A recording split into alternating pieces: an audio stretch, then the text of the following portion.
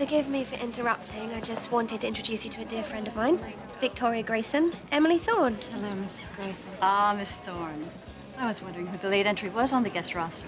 Well, Emily's new to the Hamptons, but she really wanted to take part in your fundraiser. Oh, how do you two know each other? We volunteered together at the Met this winter. Apparently, being a sustaining patron just wasn't enough for Emily. I try to give back as much as I can. Lydia, hi. Oh, don't tell me you've taken up volunteering at the Met as well. Emily's renting my house for the summer. We met briefly on the beach. And then yesterday at the South Fork Inn. I hope your husband's feeling better.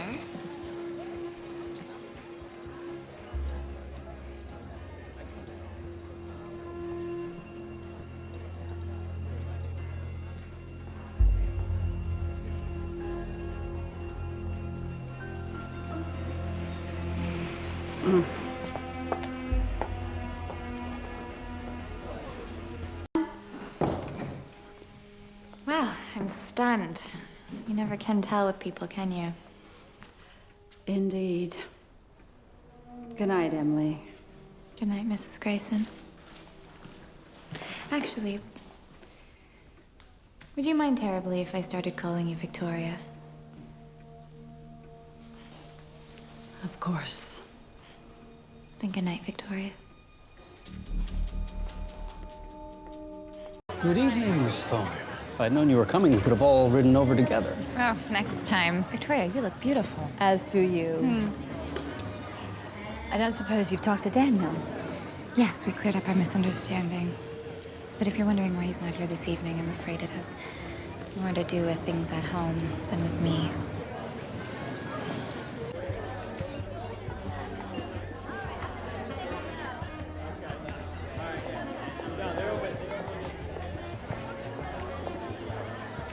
Emily. Victoria, happy Independence Day.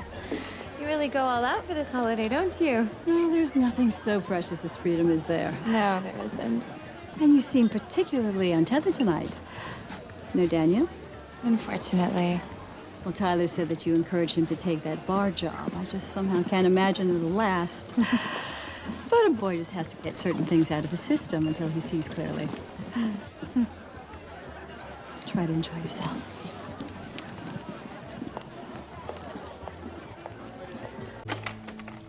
Victoria, what a surprise. Daniel's not here. He should be back shortly. Actually, I came to speak with you.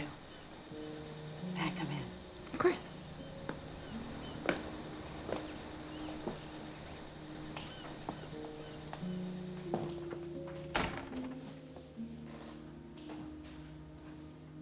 I don't imagine I have to tell you that things between Daniel and myself have been strained since you've come into the picture. And I hope you know I've never had any intention of getting between you and your son. And yet here we are. May I ask you, what is it about me that troubles you so much? Call it maternal instinct. Okay. I understand why you might not trust me. I know I wasn't exactly forthcoming with my juvenile record, but we all have things in our past that we wish we could change, don't we? You missing something? Oh, yeah, my PC. Could have swore I brought it home. Maybe you left it at the office. Yeah, maybe. Listen, stay for breakfast. It's time that Amanda got to know you better. I wish I could, but I still haven't told Daniel that I'm leaving his father. Can we keep it a secret just a little while longer? Yeah, just a little bit longer.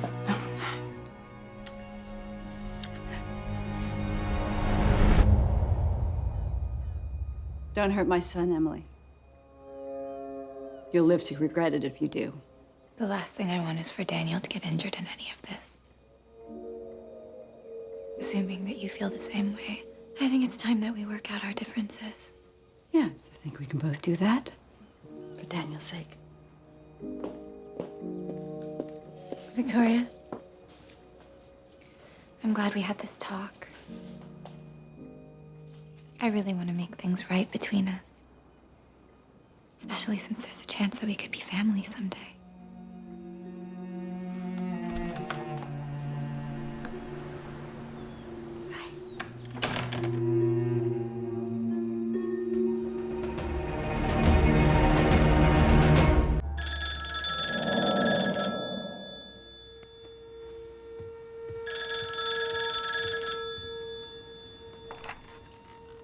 Hello? Is this Emily?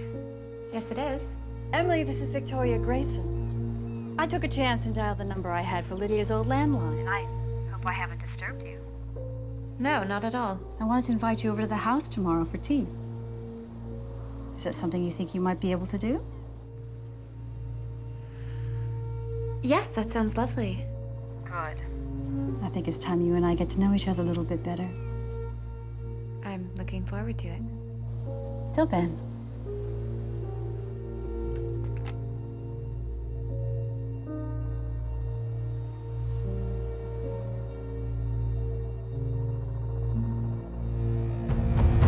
Daniel mentioned that you were a captain of an equestrian team in Barcelona. Yes, just for a semester. Oh.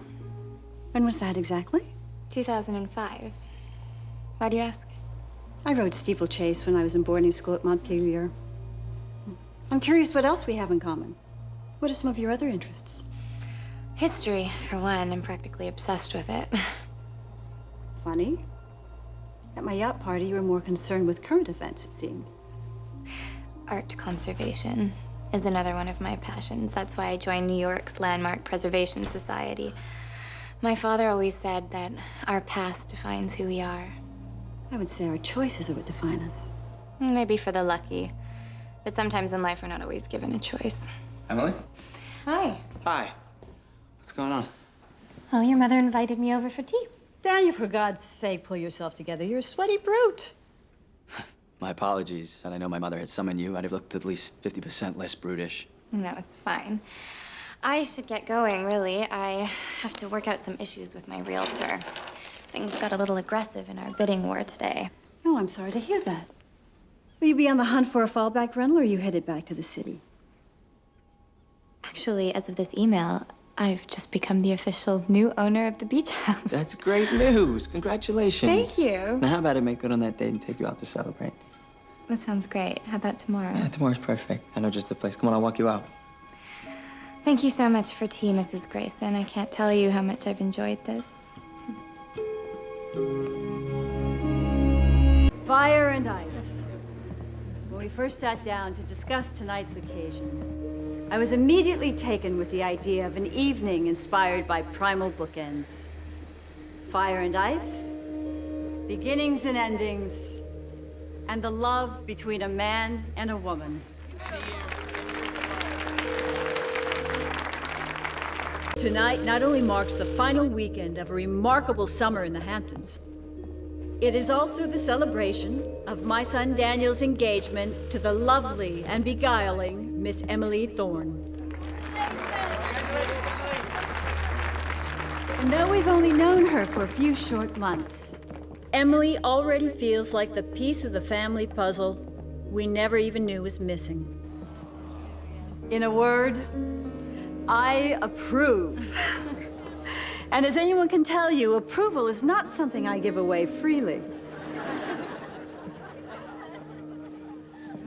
Where the hell is my son?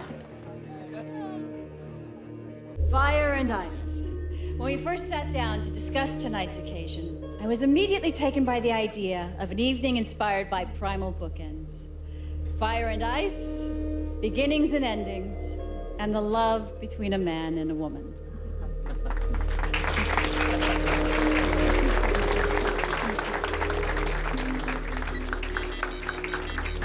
Tonight not only marks the final weekend of a truly remarkable summer in the Hamptons, it is also the engagement of my son Daniel to the lovely and beguiling Miss Emily Thorne. And though we've only known Emily for a few short months, she already feels like a piece of the family puzzle we never even knew was missing. In a word, I approve. And as anyone can tell you, approval is not something I give away freely. Where the hell is my son?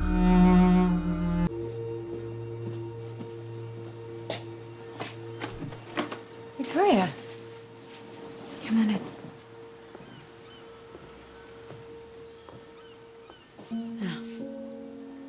When you and Daniel decided to get married, you probably never would have dreamed that your engagement would have included a murder investigation.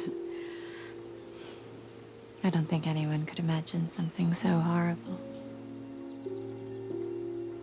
Well, under the circumstances, I would understand if you were reevaluating the future of your relationship. So, this is my engagement present to the two of you. You want me to open it now? No. I want you to hold on to it. And I need to know that you stand by Daniel's side, no matter how rough the road gets. If you abandon him, it'll send a very public message about his innocence. Honestly, that never even crossed my mind. Emily, Victoria? why did you come back to this house when we were all at the police station? I knew that they would take Daniel's suit. I wanted to make sure that he had a change of clothing for when they did. Well, that was quick thinking. Maybe your time in the juvenile detention facility will end up being an asset in Daniel's court case.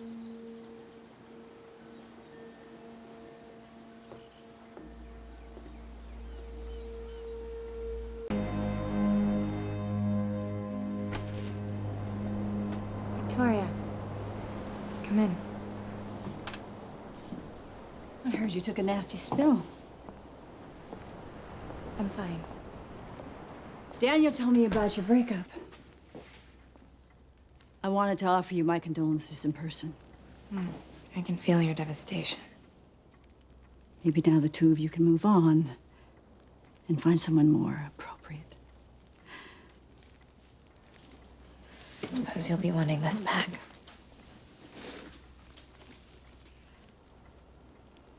The engagement gift? No, don't be absurd. Why don't you open it?